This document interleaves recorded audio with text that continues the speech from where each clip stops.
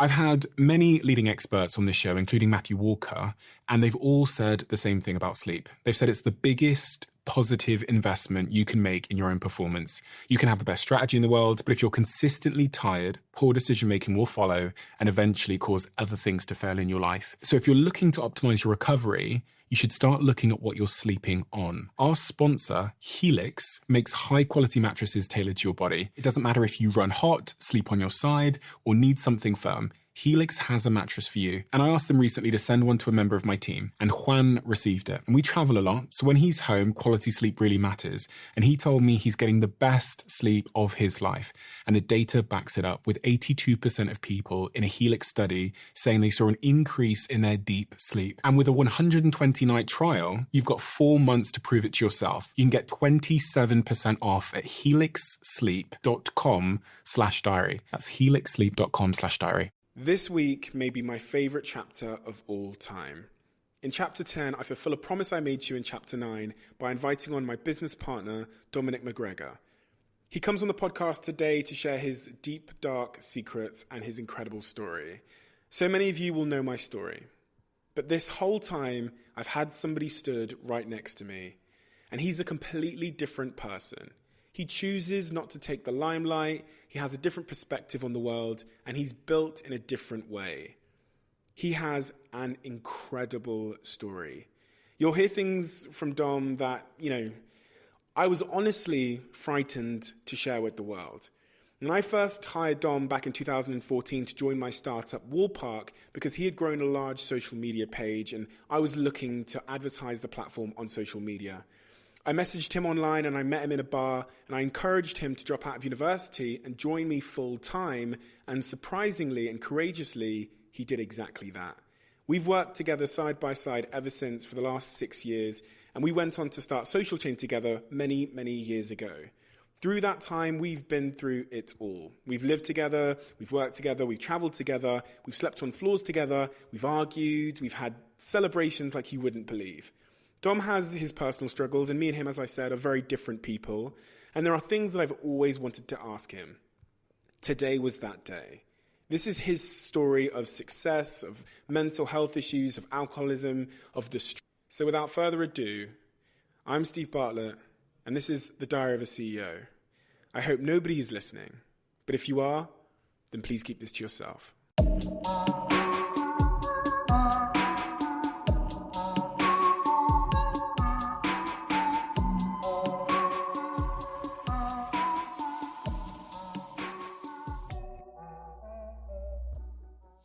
Okay, Dom, a lot of people that listen to this podcast would probably follow me across Facebook and YouTube and Twitter and Instagram, and they know a lot about Social Chain, but they don't hear a tremendous amount about you.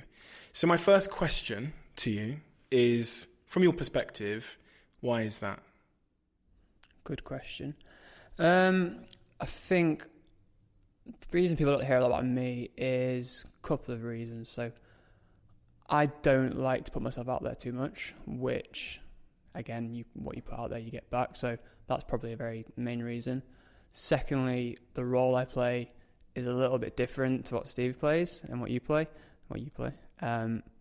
because it's much more about like bringing people together and getting shit done. And I think, being frank, I probably wasn't someone that maybe like a year ago, 2 years ago, could be someone who's put out there. So what is it you do then? And make the distinction between what I do at Social Chain and what you do at Social Chain. Yeah. So I've always seen it mainly like, the way I think about it in my head really is like a little bit like external, internal, like a little bit like, we've always said, like a marriage. So what I do is solve problems of how things are working at the moment. So solving what, we've got problems with a campaign because, two parts of the business aren't working very well together, things aren't going smoothly. There needs to be someone to come in there to fix it, to tweak it. What Steve does is the role that you do. That's weird, doing it this way. What you do is much more about it's the external kind of the noise of who we are, getting ourselves out there, always being the face, always being representing the business, bringing them through the front door, being that kind of side of things. But then also more of the stuff that involves inspiration and the kind of perception of who we are internally as well, while mine's more nuts and bolts, pulling things together, sticking things together. This can be more efficient like that. And obviously, because I spend a lot of time doing external facing stuff, I put myself out there. I'm speaking on stages. I do the podcast, YouTube channel, all these things. I have a cameraman following me at all times. I get a tremendous amount of credit, right? I get like a disproportionate amount of credit. I think something that I don't think anybody would understand, and one of the questions I want to ask you, because I feel like it's a question that people must wonder, is I definitely, just being completely honest, because that's what the podcast is all about, I definitely get a lot more credit than you do in terms of people using my name when they think of Social Chain or when they think Social Chain. How does that sit with you? I don't care, because I know, like we've said a number of times, you can't alter history. So I think it comes from being secure in myself. I know what role I play. I know where we came from. I know the story. I know what we do here. I know what we both do. And it doesn't matter to me. I think I've always been, the business is the most important thing here. Social Chain is us. So it's about making sure that is always going forward. Question then. If Social Chain was 2 Steve Bartletts, would it work? No. It would never work. Same question to you. If Social Chain was 2 Dom McGregors? No. Same question to you. Oh, you mean the same question? If it was 2 Steve Bartletts? 2 Steve Bartletts. No. It never. We know it would be a completely different place, and I don't know if it ever would have been possible, to be honest. It wouldn't have got anywhere. No, because my no, it wouldn't have. It wouldn't got anywhere. If it was 2 Dominic McGregors, it wouldn't have got anywhere. No, I'm saying it would be a complete. No, it wouldn't. I wouldn't even started. That's the problem. I was going to say, if you like dropped me in, if you dropped 2 of me in, no, it would hold. I think it would hold on for a little bit because Steve wouldn't want to jeopardize it because of other Steve. But I think that I'm very, very strong-minded in like the ways that I think things should be. I think over time I've got more like open to. This sounds really bad, but like. I'm very specific, and if there was another very, very, very specific person from very early on, in terms of like minor words and these like tiny things, I really don't know if that would have worked. We've always said about having like complementary traits. Yeah, and that's why it's worked. There's so many times when things have been realigned and we have to talk where conflicting personalities, where similar personalities, would have clashed over their perceptions. And we say it about ego quite a lot. If you have 2 really big egos who are the same type of ego in the room, like you say, they both think their position's right. They won't have the foresight to be humble enough to say, well, could do it this way. Especially, and I always think that the biggest impact, well, it is the biggest impact we both made, is in the early days. When it was just 2 of us, when with Hannah and obviously everyone else there, that's when we defined the place. And that's when it took a lot of like work, being honest, you get me there. You've been doing a lot more public speaking lately. Yeah. Which is so we're now, I don't know, 3 years into Social Chain, probably like 5 years into doing this really, but 3 years as a company. You've now sort of decided to take the stage and start doing more of the outward-facing stuff. What's inspired that? What's given you the courage to do that, and how are you finding it? Well, what's given me the courage is the self-confidence.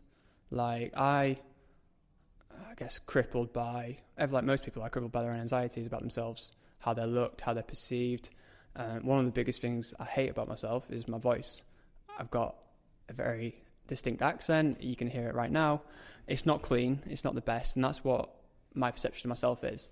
So I speak quickly. I know.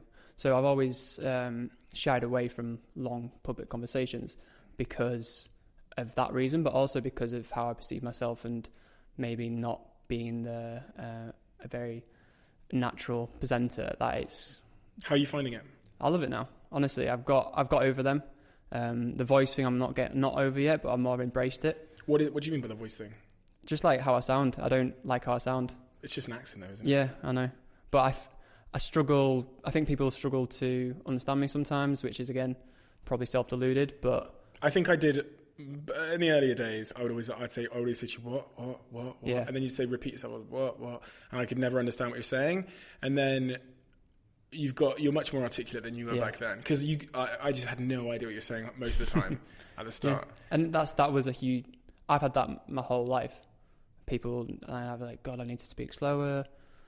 And then when you're spending in front of people, the minute you feel like you lose their attention, that's when you start going into yourself even more. So the idea of public speaking, knowing that wasn't confident in my voice, just triggered everything. What's the most annoying thing that I do? Most annoying thing. What's like the most annoying thing in terms of working with me? What's the hardest thing to deal with that I do? The thing that's most irritating. I'm pretty sure it should come to mind pretty quickly. And you can be a savage. Yeah, that's I know. fine. What is the most irritating thing? There's so many. I'm joking. The most irritating thing. Sometimes forgetfulness. Yeah, forgetfulness. We've had conversations about this. It's happened. This is, things move on 2 months later. Something revisits, and it's like, oh, we had a conversation about this. And I've forgotten. We've forgotten. Yeah, that's dementia. Yeah, probably, mate. Pretty convinced. But the thing is with them, it happens. What do you think the most annoying thing that you do is, in terms of working with you? Overpromise. Overpromise. Yeah. Take too much on. Maybe not overpromise. No, overpromise is probably wrong. Take too much on. Okay. Try and juggle too many things. Why did you do that? Don't trust other people. I think that was a hard thing at first to get over. I always think I could do a better job than people. I also think you're a bit of a yes man. Bit of a yes man. I know I definitely was more of a yes man. Yeah, you were. Definitely more. Too much of a yes man. Yeah, because I was, again, I think what's always been weird, I've talked to a lot of people about this now, is when you don't have a tangible output, you don't have I did X today or I did Y, that shift in your life from going like where I started was running communities and growing the pages back at Warpack. From going from that position, I still remember when you sat me down and we first did the investment, and it must have been about a week after, and you said to me, "You're not going to run any pages anymore." That was a really weird feeling. I was like, "What do you mean?" Of course. For context, when Dom says pages, he means Twitter pages. So when I met Dom was running a bunch of Twitter pages, and yeah, it's good. And that was very strange. And then that transition between doing that, where you've got like a clear result, to not actually doing a tangible output, but actually helping other people, growing them, doing much more leadership oriented things, was a very difficult transition. So on that point, do you think that entrepreneurs are made, or do you think they're born? This is a question I get asked all the time. Do you think some people are born entrepreneurs, or do you think you can be made into entrepreneurs? You answer first and I'll tell you the answer, what I always say. I've been asked this before, and my opinion is that no one's born anything. A lot of life is nurture, and it comes through like the early stages of development. So playing sport, things you could not have any influence over. It's how your parents and how you interact at school, and you do develop certain traits like leadership, for example, which can translate into business, and natural curiosity of wanting things to be done better. And I think that a lot of it is nurture. And then, however, putting yourself into a position where you run a business, you can learn it. It's a skill. I honestly think it's a skill rather than something that you're born with. Yeah, so I think obviously not all. You've really got to define what you mean by entrepreneur, because there's a very sort of like stereotypical idea of what an entrepreneur is, and it's kind of like, in my mind, it's a bit of like a show pony, risk taker, fearless kind of type, whereas entrepreneurs are problem solvers. Yeah, and there's so many different types of entrepreneurs. So you've got like a Mark Zuckerberg, who was a coder that built an amazing product and learned how to be an entrepreneur. See, when we say entrepreneur, we're imagining this person that's like really good with people. This is what I imagine anyway. Really good with people, like a bit of an extrovert as well. Risk taker, kind of big ego, that kind of thing. Whereas really, if you look at the most successful entrepreneurs in the world, when you think about, like your Elon Musks and your Steve Jobs and all these, they didn't start that way, but they're made into that. And from knowing you, when I met you, you were kind of a bit, I wouldn't say you're a bit shy, but only to me, right? You weren't shy to your friends, of course, but you're a bit shy to me in a professional sense, and I think you were low confidence. But going from there, when we met in that bar in York, and I think it was a Revolutions bar, to now, has kind of answered the question for me that you can be made one, because you can be, hammered enough times and hit, and you can kind of teach yourself to be one, which I think will give a lot of people a lot of peace of mind. I guess anyone that's maybe doesn't look like the person they want to become, I guess. One of the other questions I had was about your personal journey. So just from my sort of account of knowing you, we met when you were how old? 20. Yeah. I must have. How old was I then? You were 20 as well. I was 20 as well. Yeah. And we've come a long way in that time. So you've had a very sort of interesting personal development journey, much more interesting than my personal development journey. You've gone from being someone that was very, very low confident to taking on great responsibility. And I would say at times in the early days, like really struggling with the stress of that. And then getting to the point where alcohol started to become a bit of a, I don't know what the word is, started to become something that would help you get out of the stresses of running a business. And, this is just my perception of the situation. And as things got harder and harder, you began to escape more. But I didn't just feel like you were escaping from the job and the stresses of the job.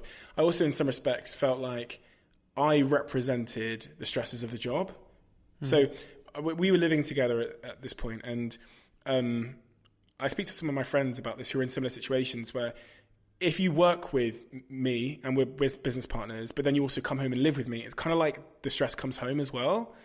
And that's kind of what it felt like at one point, I think. I think I had stress from so many angles. Where do you think, where was your stress coming from? I had a crap relationship. Which one? Hannah. Which Hannah? You've dated 3.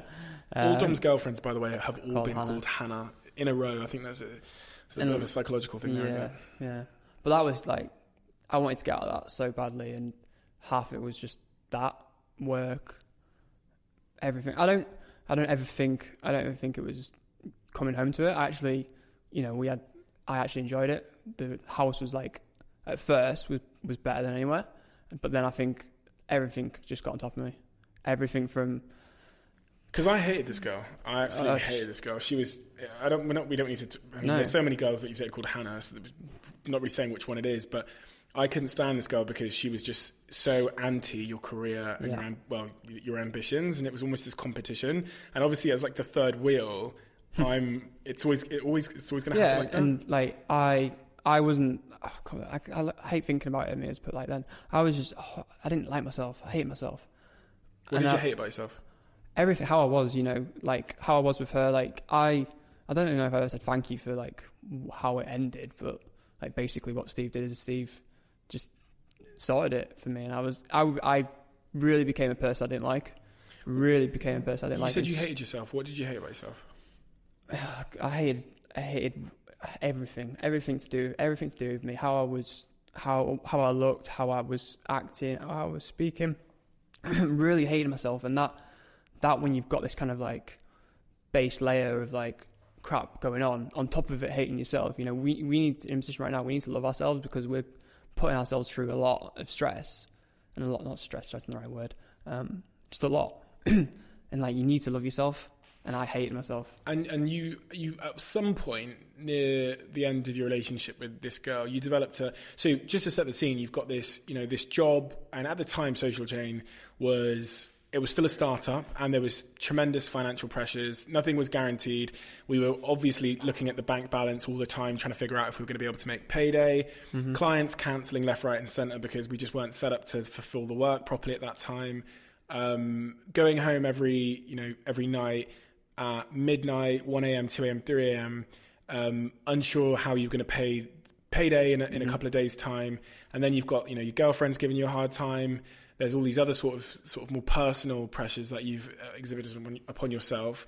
And then you start developing a fairly unhealthy relationship with alcohol. Destructive, I think it is. Destructive. And we had this term, didn't we, which I used to call you drunk Dom. Yeah. And the thing is, it started, what Social Chain started out, we had a lot of, we were struggling for paying people, but we're having a lot of wins as well. So there's a lot of things to celebrate as well as we were growing. And at first, everything started off as a celebration. You know, we would all go out at weekends and have fun, and that was it. And I think it was quite funny because the more, you know, not only me and you know what it was like. You know, no one else knew at the time what we were, where we were.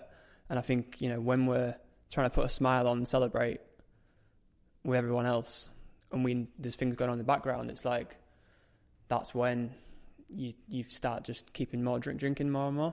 But the relationship you had with drinking was like nothing I'd seen before. You would drink one beer, and then if you drank one, you would drink until you just wouldn't stop. There wasn't like 3 or 5. It was like you go and keep ordering. And it got to the point where we would lose you because you'd be at the bar ordering your own drinks and guzzling them down.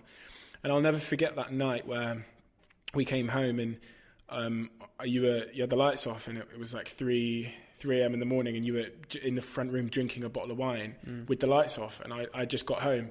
And I think that was maybe the start of me realizing, me thinking, like, this isn't normal. What was that whole period like for you? What was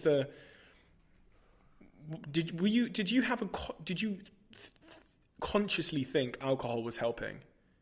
That's what I always wondered. Did you realize, or was it a very sort of unconscious thing? You just drank? It was totally unconscious. Like I say, it started off as a celebration. You know, we'd go out, we'd go to the neighbourhood every weekend, we'd celebrate. And like, by like drink 4, drink 5, when I'm gone, you don't realise anything because you don't think anything. Yeah. And then when everyone else was celebrating, I remember the neighbourhood opening, we went with me, you, Alex, someone else sat upstairs. And I just, you know, everyone else was celebrating neighbourhood opening, but I've got this pressures of like crumbling on me, like, oh God, I'm thinking about everything. I'm not there. I'm not actually there in the moment with you guys. I'm just sat there drinking my drink, drinking it quickly, getting this feeling of going a little bit numb, making myself go numb. And just, I wanted to get away from everyone. I didn't want to get away from anyone in particular, but at work, I just wanted to get away. I wanted to go off by myself. I wanted to be in my own little space because... Did you ever think about quitting? I thought about selling. I wanted to sell. You know, when the offers started... when the offers started to come in and people were interested to buy, of course, head was turned, and I was like, all right, you know, we should sell. And I was very pro us selling to some people that came in the early days because it was a way out. And I was like, okay, you know what, if I get the security of selling some, you know, the shares, and then I'm all right, I can sort myself out, I feel like I've completed something, and kind of in the back of my mind, and you know, if we had to do that, I could then sort myself out. And what would you do? What was your plan? I had no plan because I just know I wanted something, and I was seeking something in myself, like, and when I was drinking, like I've said to you a million times, but once I stopped drinking, and now every single time I get an offer, I don't care about it. You know, but in that moment there, I was seeking, like, I don't know what I was looking for. I was just looking for something. Like when the Hut Group wanted to buy us, I was, you know, I just snapped the hands off then, because it would have meant security. And then, so you get out of this fairly toxic relationship. Mm-hmm. As you alluded to, it didn't happen easily, did it? I remember you telling me one night, you said, right, Steve, I'm going to go meet her, and I'm going to go and end it. And then you went, met her. You were out for 4 or 5 hours. I was sat home waiting. You came back, and you were still in the relationship. And in fact, she managed to convince you that you were the problem, and that in fact your career was so selfish that she was the victim. Yeah. And so you came back really upset about what you had done to her by having this career. And I think, again, that for me, it was just another sign that you weren't really in control of the situation. Yeah. I wasn't in control of my own emotions. I wasn't in control of the relationship. And I know it sounds stupid, but I hate that person. I see him now in other people, and like drunk Dom, that guy, you know, sober, when he was in relationship, and I just look at him and think, how you like that when it's so obvious you're in a bad relationship, it's so obvious you've got a problem, and because I've been through that, obviously, but it's so obvious to see now. But at the time, you're just so gazed with everything that you don't know you right from wrong. You've got all these voices in your head. You don't know what's going on with you. You're not happy with anything. You're not happy with yourself. You're not happy with your relationship. No one's making you feel good. You're putting so much pressure on yourself, and something's got to change at that point. And you, because you were in that state where you were struggling with these external things, just from hearing you now, it's evident. It's sort of clear that that's why you lost control of that romantic relationship. Yeah. In the sense that you were almost quite submissive to this person, and she was quite naturally a bit of a manipulator. So I remember the day after you'd, I think, finally broken up with her, and she calls you on the phone and she says, if you don't leave work right now and come and see me, I'm going to crash my car. And she's driving on the motorway. And then she screams. She screams and she hangs up the phone to make it seem like she crashed. Yep. And obviously you're very upset by that, as everybody would be, because you believe this person. But she was really playing to this guy that wasn't in control of himself, and she knew that. Yeah. And so what we did that day, obviously I'd already banned her from everywhere. She was banned from the house, she was banned from the office, because I just thought she was a bad influence. I always felt really guilty, I'll be honest. I always felt really guilty because I'm a bit of a control freak, as you'll know. Like, I'm very controlling when it comes to a lot of things. And I was always really worried that I was controlling you, that I was controlling you. That's how it felt sometimes. Yeah. I felt like I'm like, is this just me controlling Dom? No, do you know, because when I first met her, we were staying on Lisa's floor. Yeah. So I was like, I met a girl, she lives in Manchester, I can stay at her house, I can get a bit of a base. And I was like, this sounds like a good idea, not like Lisa's. So for context, when Dom met this girl, me and Dom were basically homeless. Yeah. And in the sense that we'd moved out of our place and we were looking for somewhere to live. Yeah. So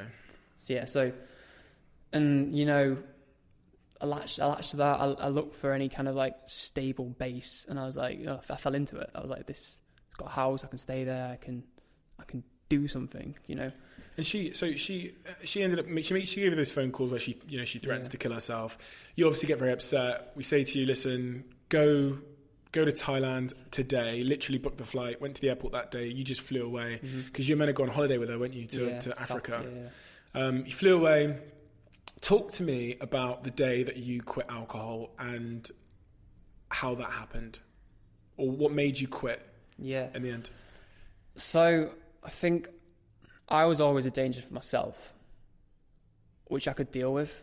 I knew I damaged my ankle one night, and I was hurting myself. I remember my birthday. This is like my birthday. Went out. My birthday was on Sunday. Went on right on the Saturday. I spent the entire Sunday in our cinema room, which is pitch black, no lights, just there in the dark. And you guys came in and asked if I wanted to go to town to bar and grill. I said no, I'll stay here. And that for me was like a moment when I was like, what? It's my birthday, and I'm just sat in this black room, hungover, not seeing anyone. And I was like, that's when I really started to think, what the hell am I doing with myself? And then a couple of incidents happened when I was still doing damage to myself, but I wasn't doing damage to other people. I thought, as long as it's not too bad, no one's, I don't think people were catching on. Obviously people knew. And then, I'll just be honest, I quit drugs first, that I got that out of my life. I was like, I don't need that. And I thought that was a problem. What drugs? Coke. Right. Doing coke, and I felt that was a problem. I thought that was the problem, so I got rid of that. I don't need that. That's not me. For a bit of time, maybe it's my head, I got better, but I don't think I did. And then went to the races,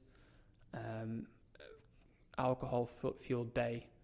Got back about 8 o'clock, middle of the day, to Piccolino's in Audley Edge, and I just went in there, started stealing bottles of wine off people's tables, generally just disruptive, shouting at people,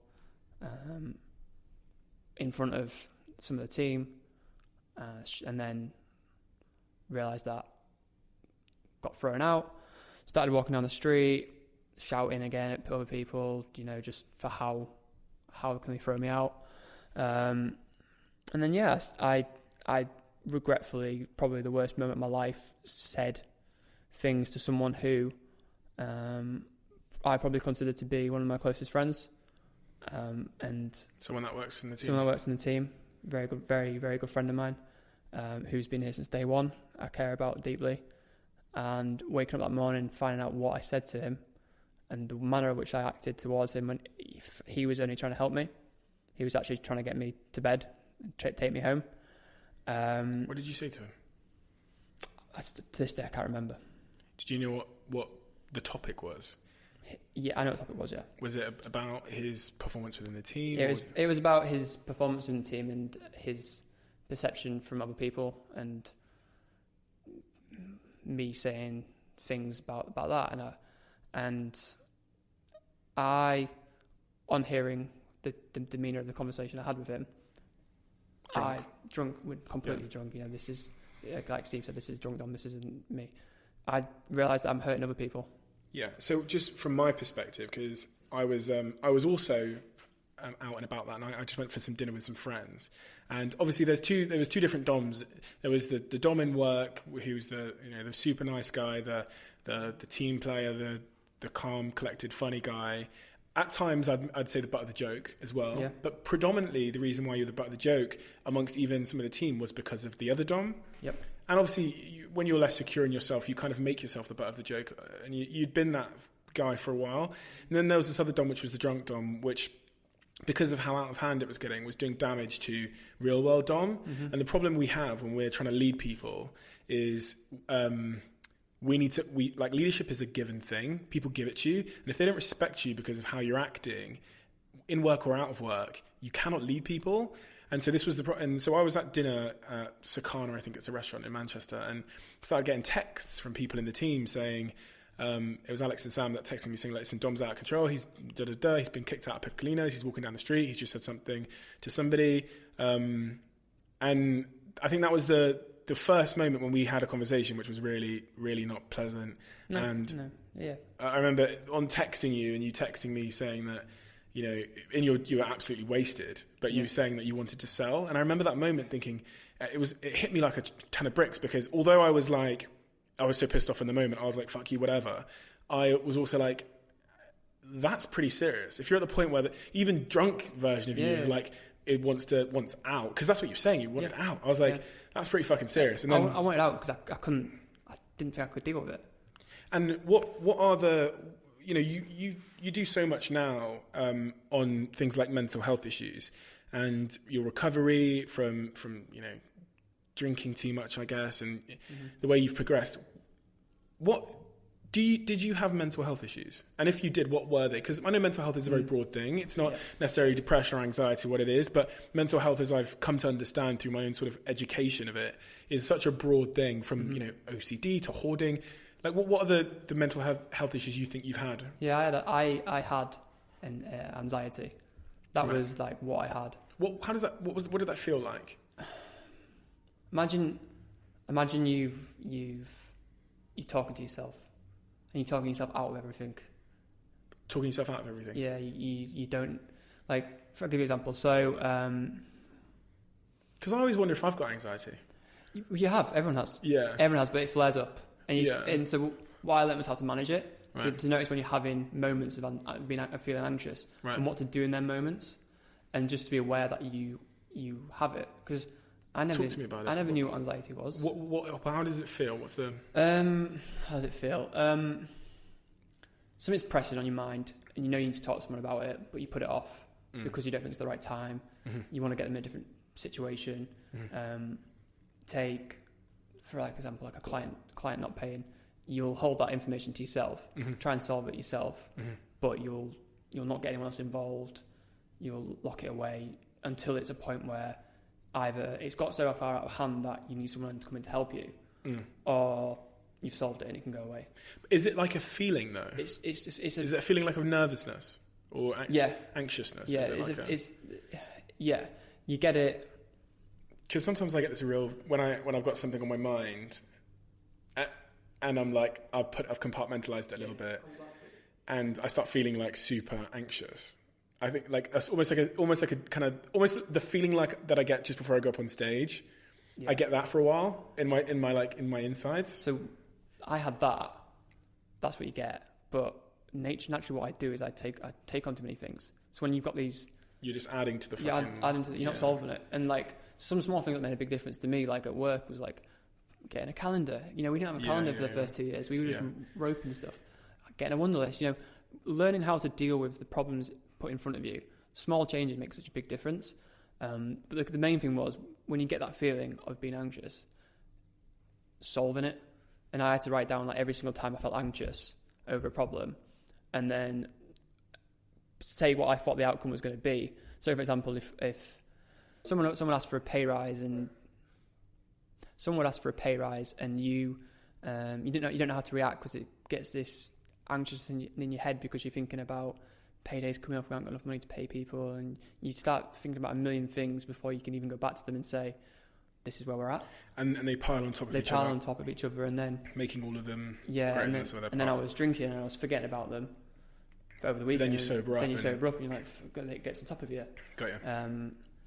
So that's interesting for me. And that's just work things, and there's life things as well. You know, you look at yourself, you look at how you... So this is a weird one. So I get small doses like social anxiety where... And it comes out more when I'm drunk. That's why I go off by myself, because sometimes I don't know what to say to people in conversation. Because I think, because you've got everything going on back in mind, sometimes you're just a blank person. Like, you'll be there in social situations, but you won't be there because your mind will be gone away. Mm-hmm. And you just sat there and you're like, I don't know what to say to people because I've got these million things I'm thinking about, so I don't want to appear socially awkward, so I'm just going to leave. So you never really spoke to me about that feeling? Yeah. Why? I didn't speak to anyone about it. The only person I spoke to about it was the guy I was seeing. I spent so long trying to understand myself. I'm still not there. No one ever gets there. And it's like understanding the triggers you have, how you are. When you say the guy you're seeing, you mean after you quit drinking, you went and sought help, etc., from somebody. Yeah. So, but you never. I was sat next to you this whole time while you were feeling these things. Think about, why didn't you just turn to me and say, this is how I'm feeling, it's really tough, and I'm, you know... I think it's for the same reason a lot of guys don't speak. Why is that? Feeling inadequate. Don't feel like you're up for it. Feel like you can solve it yourself. You don't need help. That kind of whole thing, you know, I can get through this, you know, I'm not... Starting to show weakness. I think that... And did you not think that I had any weaknesses, or what was your perception of how I was dealing with all these things? I always thought you were so good at like putting them to the back of your mind that they weren't there, and I don't know. I don't know. I think I was just so caught up in myself, worrying about them, that I didn't. You know, you were the first person to tell me to talk to someone about it. I didn't even know I should have speak to someone about it. That's really interesting. I thought me as a person, I had to. I didn't know I needed help. You told me I needed help. Okay, so let's go back to that day then. So the day after, you get very drunk, you wake up, you realise you've damaged a few things, a few relationships, etc. I messaged you and I said, let's meet at the office. And we met at the office and we had a conversation, a very private, honest conversation in which we talked about... we were very honest for the first time ever, I think. And I think the only thing that stopped me on that day being mad at the damage you did, because the way I always felt was like drunk Dom would create a mess for me to clear up. Yeah. And the only thing that stopped me being mad on that day at all was just how honest you were about your situation. It was the first time where you were actually honest about how you were feeling. And you can't be mad at somebody when they tell you that they've been, you know, struggling with some stuff and that they want to get a grip of it and that they want to, you know, so that was, and then from there, you said, I told you needed to see a guy. I can't really remember that. I certainly didn't make you go and see him. No, but you said... You get all the credit for that. Yeah. But. No, and I think, like I said, the first time I hurt someone else, I think I could deal with hurting myself, but hurting someone else, that's not me.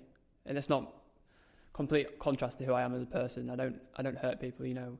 I'm not that, and I think that bit on me, knowing that I've done that damage to someone, and alongside like actually speaking to someone about it for the first time, being told by my best friend that something's not right with you, is like, that hits all in the space of 24 hours, and you know you know, that's the lowest point, and that low point that day is like the day I never want. You kept using that feeling how I felt that day, as I'm never going back there. I'm never feeling like that again. And the thing that's I've always wanted to hear from you from is entrepreneurship and being, you know, let's use that four-letter word, the boss and all these things, and being, you know, the CEO and in charge is something that's glamorized on social media, in movies, in magazines, in culture in general. There's this obsession with, you know, being the entrepreneur, and the association is that you're on private jets and you've got jet skis and all the money you want and the biggest smile in the world. But there's another story which nobody tells you about. What is that other story from your perspective? That other story is like almost the reality. It's almost, you know, you do see the private jet, you do see that, but you don't see the actual work that goes into getting there. And I think the reason that the entrepreneur is this flamboyant person is because what they learn through the journey. They learn to become, like you say, you learn to become that type of person through going through hard times. What are the hard times? Hard times. God, where did you start? Hard times. Questioning whether this is constantly questioning whether this is the right thing that you're doing. You know, how many times have we changed course of who we are as a business? You know, it's taken us 2 or 3 years to find our identity. Here's one of the hard times that I think you just mentioned there as well, just to add, is being the buck stops with you. So if you come, this is one of the things that I learned, that this is the first sort of challenge I think the entrepreneurial gods give you. They say, everybody's problem is your problem, as well as your existing problems. Yeah. And unfortunately, you can't pass it to anybody. And also because you're in charge, nobody's going to tell you what to do or how to handle it, which is also one of the perceived upsides of being an entrepreneur, is nobody tells you what to do. But also, you know, at moments where you've got a 25-year-old guy or girl come to you with some serious problems whilst you're dealing with your clients, you know, massive client problems, and then massive financial problems, and then massive personal problems, and then more of the same repeated the same day, and then every single person adds another problem to the mix, and everyone adds one more to the. Yeah. It's almost this conveyor belt that comes to your desk. And that's one thing I said to the guy when I was seeing him. You know, every time we'd celebrate winning a contract or a new person would start, that was like another layer on top. It was more worry. You know, the more people we got in the team, the more people we had to pay, the more money we had to make, the more issues. You know, yeah. And the growth of it, the growth of Social was so quickly, and the amount of people we got in, the amount of clients we won.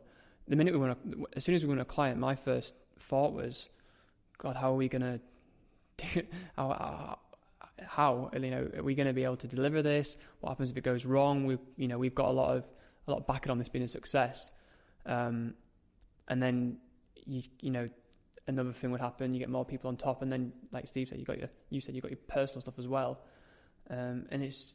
I just remember those days. I mean, I've talked on my podcast before about that day when we got hacked, and you know, we had all of our clients at one point basically tell us they were going to leave.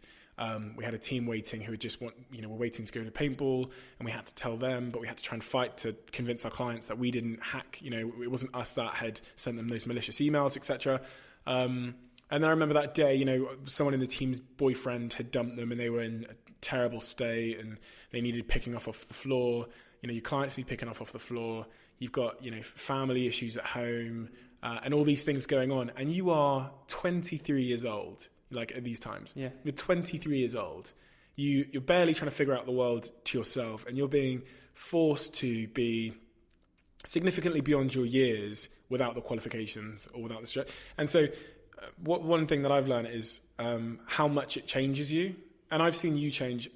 It's hard to see yourself change, but I know what old Steve was like, and I also know what Dom's like. And the change I've seen in you is probably more drastic. Going from that kid that I met in that Revolutions bar to the weathered, tough, hard, very, very, very impatient, I'd say now, when it comes to bullshit. Mm-hmm. A very, very low tolerance for bullshit or people that are causing problems or that are egotistical or that are doing things with bad intentions. Your reaction now is you very much want to wash your hands with them very quickly. You're probably more impatient in that regard than I am. And it's just interesting how in 3 years you can change so much, the very sort of character of who you are because of the experience that you put yourself in. But I just want to take you back to, so on that day, you know, this is the moment your life changes, in your own words. The day that you sit down and you admit you're struggling and you say you're going to go see this guy and you said you're going to go quit drinking. Honestly, didn't believe you. Of course I didn't believe you. Yeah. I'd known Drunk Dom for so long, for my whole life working with you and, you know, being friends with you. That's the only guy I'd known. So I didn't see how you would do that. But here we are. How long has it been now? What month week? January. 19 months. 19 months. Yeah, 19 months without a drop of alcohol. Ran multiple marathons. You've lost, I don't know, you're probably skinnier than me now, which is concerning. Healthier than ever, transformed in sense of your leadership skills, total respect from everyone in the team and beyond. People that you don't know this, but people that didn't respect you then are literally intimidated by you now. And we've got a mutual friend who I won't name, but he literally told me this weekend, he was like, Dom is like intimidating now. You went from being this the joke in the group to being the so good at leadership that you're intimidating people. Talk to me about that journey from the start, meeting this guy, what he taught you. What he taught me, so I said it was always like lessons, all right? He gave me he asked me the questions, which made me, how do I frame it? He made me think about myself. He asked me questions that I've never been asked before, about family, about relationships, about work, and he made me think. And I first understood what I was going through. It took him about 50 minutes of me talking at him to say, okay, this is what you've got, this is what you're dealing with, this is how we're going to like get over it. And the minute he told me what I had and he said the word anxiety, things started to fall into place.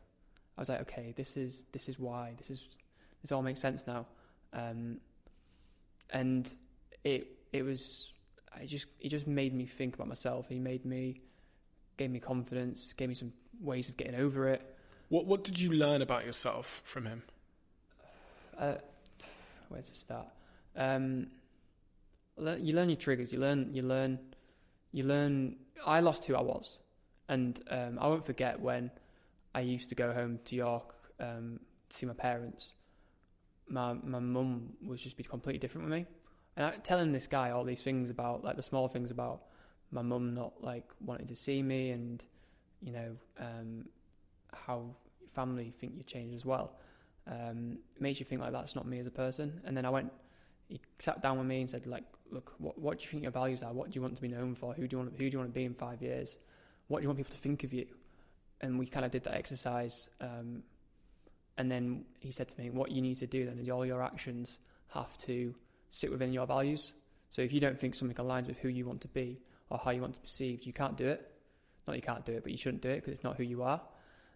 So I had a real big session with him where we just spoke about what I was known for growing up, how I was, how I thought people perceived me. And he said, look, that's who you are.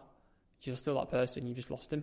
Mm-hmm. And it was really hard. It was really hard, like, hearing that because my mum said that to me, that she feels like she's lost me as well, which was really hard to hear. And then, yeah, I think through that, it comes down to your personality. So loads of people have told me they're going to give up drinking. Loads of people have told me they want to try January and fail. But really, you know, you've said it as well. You said it to me, and it always resonates with me. It's like I can't remember off the top of my head. You'll jump in it. But change only occurs when the pain of staying the same is greater than the pain of making a change. And you said that to me. I can't remember a number of times. And that was something that always resonated with me. And I was like, okay. That feeling I had that morning waking up, I'm never having that feeling ever again. I'm getting past that. I'm never going to be there again. And I was just so spurred on by who I think I want to be, what my values are, and never letting myself get into that position of feeling like that ever again. Who do you want to be and what are your values? So going back to when I was younger, I was always really active and really sporty. That was something that I really love. I always loved doing that. I always saw myself as loads of friends, loads of people that really liked in social situations, which I started to lose. And then as well, I guess one thing is that I always saw myself as really ambitious, and I really always saw myself as someone who takes on challenges and solves them, but also overcomes them. And I turned it into a game for myself. I turned it into self that alcohol is the enemy and alcohol is the opponent from sport. You're going to beat it, and that's how I framed it. And who I wanted to be is I wanted to be. I've got this image in my head. I've always had it. I've always looked a couple of years forward of this kind of perception of this person, of who I am. Describe him. I'm not far off what I am now. Mm-hmm.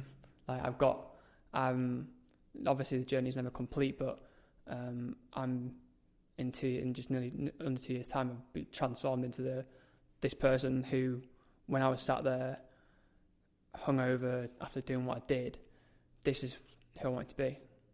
I don't know how you've done it, to be honest. Honestly, I guess it must be the pain of staying the same or something, but it takes to not drink for 19 months when you're your age, despite everybody pressuring you, go on have a drink, and then to do the running thing as well. I'm like, Christ, not drinking, but then to run marathons every bloody other day, and to run, I think you ran like 12k yesterday? Yeah. 12k yesterday on a Sunday. I was in bed watching Netflix with my dog, and you're out there running at like bloody 2 a.m. in the morning. I don't know where you get that drive to, I guess, I don't know, it must have, because people, they'll want to make a change and it will last a month, and they'll be like, back to my old ways. So it's pretty tremendous that you've been able to completely shift the course of your life for a sustained period of time, I think. Yeah, and I think it's only in hindsight you start realising how dark things got. Like, I'll never forget, and I've only told one person this because I had a very open conversation with someone who's a friend who was going through things as well, and he asked me, have you ever thought about it? And I went, thought about what? And he went, killing yourself. And I said, no, I've never sat there and thought, okay, I'm going to kill myself.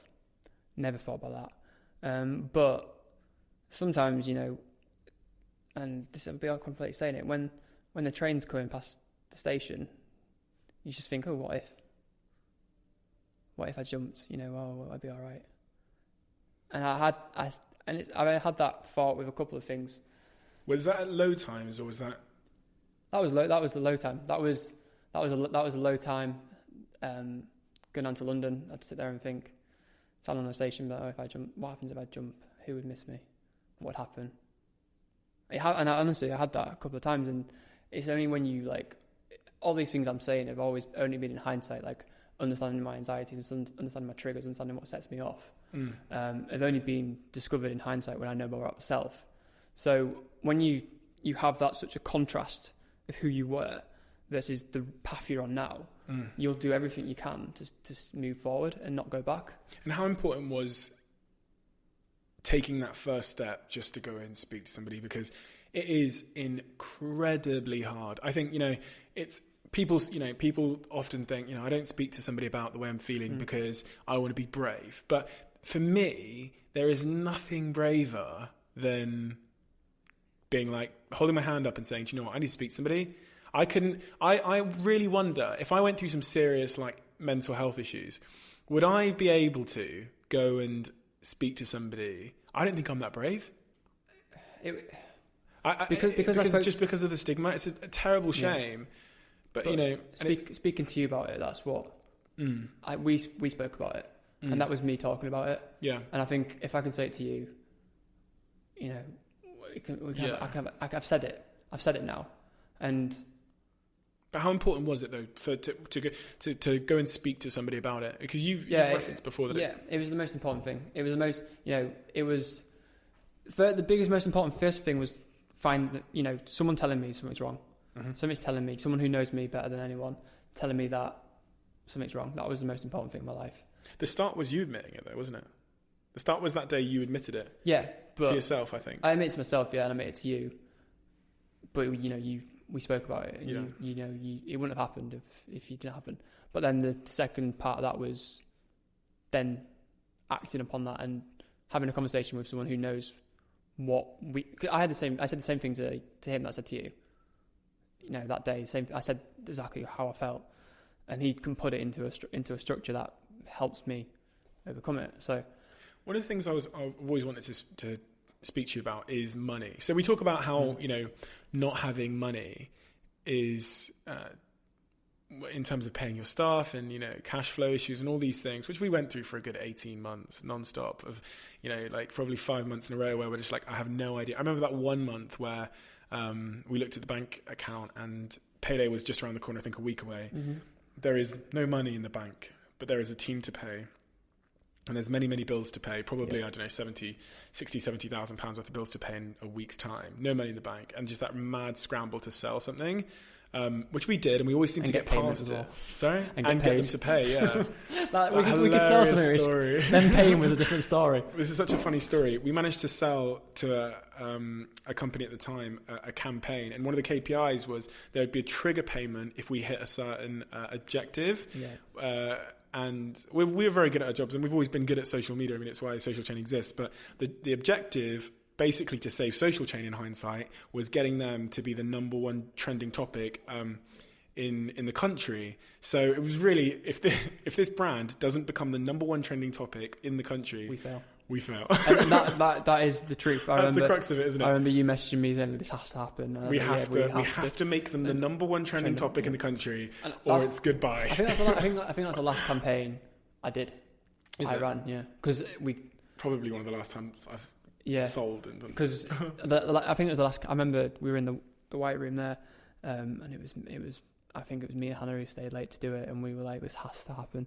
And Hannah was so shocked when I celebrated. And I'm probably not since Tippy Tap that I celebrated like we, That's just unbelievable. We just done it. I think you were in London, weren't you? Maybe. I can't remember, but I remember messaging the client the next day and be like, hey, we did it. Can you send the money, please? But anyway, moving on. So the point I was going to make is, okay, so not having money in a business is tremendously stressful. But what about on the opposite side of it? Being, 22 years old at the time when we first started getting a little bit of money. Yep. And it wasn't even a tremendous amount of money. It was just more money than we needed, right? Yeah, you got spare. How did having too much money impact you? I guess. And does money make you happy? No, money doesn't make me happy. It doesn't make me happy. What it does, it gives you freedom. Having money, it's disposable money. You can do things, and we were partying. That's what we did. But is it all upside? No. To getting money. What's the downside? So for me, and this is kind of what I was alluding to, I guess, was a bit of a sense of anticlimax. Yeah. I remember we had a conversation in the old flat where I think me and you realised that we were not motivated by money, because I remember standing to you and saying, this was before Social Chain was a company really, and it was in the sort of gap between Wall Park and Social Chain. I remember saying to you, there's £20,000-30,000 worth of business in my emails. If I just go downstairs and send an email, then we make the money, but I just can't be asked because another couple of grand isn't going to make me happy. So there's no motivation to do it. And what that taught me in that moment when we had that conversation is that I don't do this for the money. I mean, now when we sign big deals and we sign major clients, I'm tremendously happy. But the reason isn't because of the money. No. That's what I came to learn. The thing from that conversation which stayed with me is, I think, and I'm just going to be completely honest, at the time you were pursuing a girl. Do you remember this? You were pursuing a girl. I know exactly who you mean. Yeah. From York. Yeah. I know exactly who you mean. Yeah. And I think because you thought that money was the enabler of all possibilities, which is when I say the anticlimax, what I mean. You thought money basically, when you're going to grow up, you think it gets you everything. Yeah. But you couldn't get this girl. No. And you were putting pressure on yourself because you were like, well, I've got some money now. Not a huge amount of money, just a couple, you weren't a student anymore. You weren't a broke student anymore. But you thought that the money would get you the girl. Yep. And because it wasn't getting you the girl, you were struggling with that. Yeah, and I think you're completely right. You know, you think the money side of things is success. You know, that's like an open door, but it only exposes cracks in who you are as a person. Mm-hmm. And I think that's the, you know, you see about I'm so glad that I managed to make a bit of money when I was younger, because it teaches you about yourself, it teaches you about what you value, it teaches you about what you want in life. And right now, money, it doesn't make a difference, because I wasn't happy then. I know I wasn't happy then. You know, I went through a year of not being happy with myself, obviously, and no amount of money would have changed me, it would have destroyed me. What makes you happy? What makes me happy now, the number one thing that makes me happy is like seeing other people happy. Mm-hmm. And that comes from like seeing them here progress, seeing them here do things. So every time, like today we had such a great day with good news, I'm so glad that people are winning. And it's like we've built an environment here where people can do that. And I think that's what that gives me the most satisfaction now. Still want to sell? No. Why? No. This is me. I think I was like, I don't know. I saw the work stress as the enemy, but then, you know, I had the girlfriend in one ear at the time. But then I realised that this social chain. You know, it's me. You know, it's us. It's everyone who built it. This is our purpose, and I think I learned that. I don't know why I didn't know it, but I learned that this is like everything I'm doing is for this. This is who we are. I think it's important to note that through all the hard times, I obviously went through the hard times too, and I never. I think the only thing. I think that's one question I wanted to ask you that I'm not is like I always assume you dealt with it by switching off and forgetting, and right. Same way I did. So I was thinking, no, I get drunk and I party. You would always go to your bed and you'd watch YouTube videos, and you forget about it that way. How did you deal with it? I think a lot of it, and I've only learned this from speaking to you now, I think it comes from your inner dialogue and that person that speaks to you in your head. Yeah. And I think, you know, we talked about it's important that you go and talk to somebody. You're talking to someone the whole time. Yeah. You're talking to yourself. Yeah. And whatever that person's saying back to you will shape your perspective on the situation. Yeah. And only in hindsight do I think now, the guy that was talking back to me was very good at rationalizing everything, and he had such an innate self-belief that he probably wasn't that scared of failure. Mm-hmm. So to him, it was all a bit of a game, as opposed to it being real life. And although, as you know, as the business grew, there was more real consequences, I just never thought it was going to go bad. I never believed it was going to go wrong. Even in that, you know, and then I talked to you now about being addicted to the hard times. I think the guy talking, because I felt it. I felt the tough days and the moments thinking. I literally have had so many moments in those early stages where I think, wow, what the fuck? Like, today is so bad. Surely there is no human being that can deal with this and not break. Like, I've literally said that to myself. I'm like, this is the worst day ever. You couldn't make this up. But that's the kind of tone that I'm taking in my head. It's like, this is so fucking bad. And do you know what I mean? It's not like, oh my God, I can't deal with this. Yeah. It's, oh my God, this is, there's no way you can make this day worse. And then someone would come in or send me an email and make it worse. And I'd go, there you go. This is the but I'd also, that voice would be like, this is the test. Yeah. It would be asking me back, can you deal with this? Yeah. And then, you know, all you got to do is get over one small little bump, and then you can do a little bit bigger one. And then you keep doing that for a couple of years. You can do hills and mountains, and then you almost feel a sense of like invincibility. I think at a point you become better and better at rationalizing bullshit. And I've seen the same in you, where the news you can take today results in very little reaction, versus if I'd given you that news 2 years ago, you would have taken that shit home. You would have been thinking about it all night. You probably would have had a glass of wine. So you almost become, this is why I say the word like numb and weathered. Yeah. We're both a bit fucking haggard here. Do you know what I mean? Honestly, I've got no emotion. It sounds like I've got no emotions. I know what you mean. I don't get excited. I don't get sad. That's an interesting thing. I said this on the podcast about you just stay in the middle. Yeah. You get the best news in the world. You go amazing, but you don't feel shit. No, you don't feel. And then you get the worst news in the world. You think, oh fuck. You don't feel anything, and you don't feel shit. No. And because you realise that it's much healthier for you, but also the people around you, for you to just be unmoved. Yeah, And that's where the running comes in. So you talk about like you had that person telling you can go more, you can do more. This is a test. I didn't have that. My person was telling me, oh, but what about this? What about this? So many like what ifs and asking myself more questions. And like from the running, you realize that like I always say, running is a mental battle. You can do that. You can do that. You can do that. You can keep going, keep going. And that's like that fell into that kind of got me through everything. Like you just keep going. It's everything's fine. So you've come from. So we've kind of traced your whole journey there. You've come from kid in York, in a bar in York, who's very, very nervous, not really speaking much. You've gone through that process of dealing with the pressure that you were given by the nature of this lifestyle, struggling to cope with that, speaking out about your struggle, overcoming the destructive side of you, burying drunk Dom, coming out the other side where you've now turned it into a positive thing. You have a blog, you're raising money for charity, you're one of the most vocal people in terms of mental health issues and mental sort of awareness that I know now. You use every opportunity you can to use your sort of platform to talk on those topics.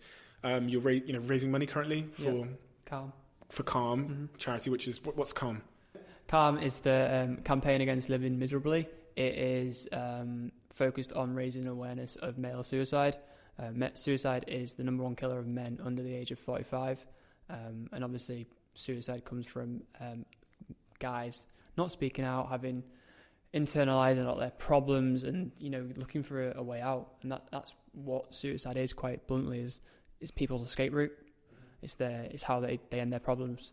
And you've talked about how you absolutely love the job now. I think we've both come out the other end in a way. We weathered the storm, the tough times where most people would quit or they'd fail, and we've come out the other end, and it's almost this like the promised land where we're on these pastures. There's like unicorns and there's obviously all the bullshit every day, but it's nothing compared to the shit we went through. So it seems like we're in fucking heaven, whatever. But what does the future look like for you? What are your big ambitions personally within Social Chain, etc.? Future look like, I think as I said, this Social Chain, I feel like it's me. I feel like this is my purpose. This is who I am. This is like I look around at the people here. I feel like this is the family we've built. I want this place to just go to where we want it to go. I want it to create the world which I want unicorns for everyone, I guess. I think unicorns for everybody. Unicorns for everyone. Unicorns for everybody here. You've heard it first. But I think that's we know where we're going on a company level. I think that's also helped me a lot, because really at first we never had a plan. We kind of winged it, and I think that was something that caused always a lot of discomfort. We didn't know in ourselves who we were, and I think that always kept me up questioning, like, where are we going? What is this business? Is it a business? And I think when we decided on the media chain, Social Chain split, in my head it made a lot more sense. As like, this is who we are now. This is like questioning like what we're actually doing here. Like, what is the business? So you've got more clarity over what the business is, where it's going, what its importance in the world. Yeah. We've obviously got an incredible group of people here now. I think this is probably the most understated part of why Social Chain is so good, but also why we're so much happier, is because we now have real, mature, incredibly effective, talented people in key roles. And these people are smarter than we are. Better than we are. They fill all of our weaknesses and more. They teach us how to be better entrepreneurs and leaders and managers and teammates. And we learned that because you're a control freak. I don't like handing things over to people, but we had to learn to. We had to learn that we can't do everything, and that we're not the best at doing everything. And I think that when I was like when you first met me, I was in a suit. And I thought, when you talk to me about someone who runs a business, you have this idea of someone who does everything, and is very, what everyone thinks of someone who runs a business is. But reality is, it's like great people run the business. Great people. That's what builds an amazing business. It's the definition of a company, isn't it? A group of people. Yeah, and it's not down to any individual. It's not down to anything. It's about having a great cohesive working family. Starting 11 family, yeah. Where I want to go personally, I'm very happy. I know I'm very happy with who I am right now. I've got a couple of things I want to do. I'm still finding You're in a relationship as well, and I really like her. She works here at Social Chain, and this is the moment when I knew I wasn't just controlling you, because I like her and I don't interfere in your relationship. So that's when I was like, okay, it's not me. It's just that other one was a terrible. I think I'm very open-minded for where I'm going at the moment. Like I know I'm on the right trajectory. I'm doing more in the public space. I want to do more in the public space. I think I want to make a difference. I think that's coming back to the point of what makes me happy now is seeing people progress and people develop and people be happy. I think if I can, that's why I'm so passionate about mental health, is because I can make a difference to people. And I think I want to continue to do that, and I think that's where I'll go. I'm going to put the link in the podcast description for the Calm fundraiser that you're doing currently. So talk to me a little bit about that. What are you doing? You're raising funds, and what are you doing? You're doing marathons? Yeah, so I'm doing 12 races over 12 months. Right. All different lengths, all different kind of like sizes, from Tough Mudder, which everyone knows about, but also some like really cool ones. I did a 12k in France where I was like running through at midnight through the snow. And then kind of the whole thing is leading up to the London Marathon in April. So that's kind of like the big thing. April this year? April 23rd. I might do it. I'll see what my schedule's saying, but I might do it. You've got meetings up there, yeah. No, I'm going to ball it. Yeah. Listen, thank you so much for a few things. First thing is for being so tremendously open, because it's not easy, and it's a very selfless thing to do. It's much easier and much more selfish just to like protect your ego and to be a bit closed off. But I think one of the things I've learned from you is the importance of speaking and being honest with yourself and other people. Mm-hmm. I've really, really learned that. I don't often say that to you, but I've really, really learned that. And you've inspired a lot of people within the team now. You've gone from someone who, as you said at the start, was maybe a bit of a joke to people, to now people look up to you. But not just that, they also seek advice from you on a private level to do with their own personal struggles. And you've become a bit of a magnet, especially to the men within the business, as the team's grown to nearly 200 people now, as somebody you can come to who will, be the ear, as the guy that you saw was to you. And I think that's so important, because there's just not enough men, especially in high positions or positions of leadership, that are willing to be that open. I think that's something that I completely respect you for, and has been inspiring to me. But also, thank you for the turnaround you made, because look, I don't think I could have done this alone with Drunk Domin. I think in sorting yourself out, you took you really, really did me a massive, massive favor. You made my life so much easier. You took the weight more with me. Do you know what I mean? Took the strain of the business more with me. And look, I'll never forget that day. Like, I've not said it to you. I've not told you. I don't know if I might have said it like a little bit, but like that day, I don't know. I've said to people, I don't know whether I'd be here, not in Social Chain, but alive. I've honestly felt that. The route I was going down, I don't know whether I'd be here. So like when I say thanks for like saving my life, because I honestly feel like I had no one telling me the truth. As much as you say, and I appreciate that, but I can't get away from the fact that you very much did that yourself. Like I don't know many people, and I know a lot of friends who are going through a very similar thing to you, and none of them are admitting it, don't have the courage or the bravery to talk. And I genuinely admire the bravery to say something. I honestly question whether I would. I don't think I would. And that's something that I struggle with. I'm like, and I think, why not? And I think, like, if I was really, really struggling at some point in my life, would I say, I just really, and I worry about that, because that's even more dangerous. That's like the most dangerous thing. I've spoken to someone high up here, female, who we both said the same thing. She's gone through, I think once you break and you feel yourself breaking, you're never going back. And like what me and her said is that we want people not to have to break to realize that they there's something wrong with them. Yeah. And and that's what I think, like, is, you know, if you haven't felt like that, you know, you haven't, like, I don't know if you felt like you've broken, or you felt like maybe you've had that, like, maybe like earlier, but like early days you had that, and you've had that feeling, because you said it to me as well, again, like, about the stress threshold. Everyone's got that day where it was the worst day, and it was the worst moment in your life, and it keeps building up that was the worst day, and everything underneath that you can deal with. You can deal with all the shit that as long as it doesn't reach that threshold ever again. And like I feel like my threshold now is so high for like that moment when I felt like I wanted to give up on the dream. You know, I wanted to sell it all. I wanted to get rid of it because it was on top of me, and that bullshit was so much that I know now I can deal with everything. And on that note, just want to say thank you for coming on the podcast. Again, No your honesty is something I hope you never ever lose, because I think honesty and that openness and the vulnerability is something that's rare and is healing to a lot of people. So thank you so much. I've thoroughly enjoyed it. All of the links to Dom's social channels and his GoFundMe? Everyday Hero. Okay. Are all below in the podcast store, and you can find them on my Twitter account as well. Do tweet me, do tweet Dom. What's your Twitter, Dom? At Dominic McGregor. At Dominic McGregor. And let us know what you thought of the podcast. And I will see you again in chapter 11. Thank you.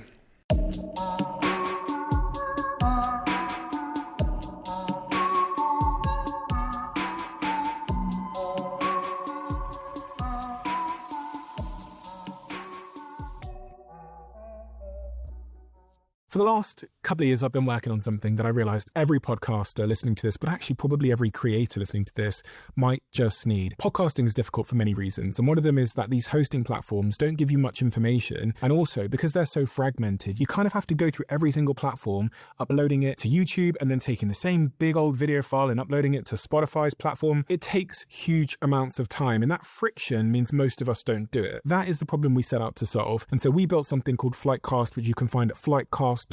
And today, Flightcast is also one of our show sponsors. And some of the world's biggest podcasters are now using our platform to run their shows because it gives you an edge. It saves you time. It gives you analytics most people won't typically get. It allows you to use AI to be more informed on your show. And it has growth tools that other hosting platforms don't have. So podcasters that are using Flightcast have this unfair advantage. So go to flightcast.com/DOAC now.